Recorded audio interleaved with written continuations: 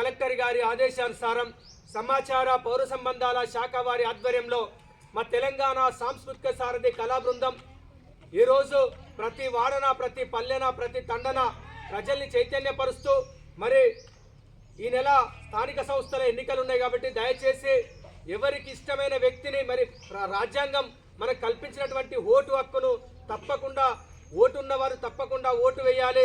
అది మద్యానికి, డబ్బులకు, చీరలకు, సారలకు అమ్ముడు పోకుండా నీతిగా, నిజాయితీగా ఖచ్చితంగా ఎవరి ఓటు వాళ్ళే వేయాల్సిందిగా మనవి చేస్తూ ఉన్నాం. అంతేకాకుండా ఒంటి పరిశుభ్రత, ఇంటి పరిశుభ్రతే కాకుండా పరిసరాలను కూడా పరిశుభ్రంగా ఉంచుకున్నట్లయితే మనం ఆరోగ్యమైనటువంటి జీవితాన్ని జీవిస్తాం. కాబట్టి దయచేసి నా ఇల్లు కాదు కదా, ఈ రోడ్డు మరి వేరే కదా అని చెప్పేసి ఇంట్లో ఊడ్చిన చెత్తను తీసుకొచ్చి రోడ్డు మీద పోసినట్లయితే అక్కడ ఈగలు, దోమలు గుడ్లు పెట్టి మన తినే ఆహారం పైన వాలినట్లయితే మరి మళ్ళీ మనం అనారోగ్యాల బారిన పడి అనేకమైనటువంటి రోగాల బారిన పడి లక్షలు అప్పులు తీసుకొచ్చి హాస్పిటల్లో పెడతాం. కాబట్టి దయచేసి ప్రతి ఒక్కరు కూడా దీన్ని గమనించుకొని పరిసరాలను కూడా పరిశుభ్రంగా ఉంచుకోవాలి.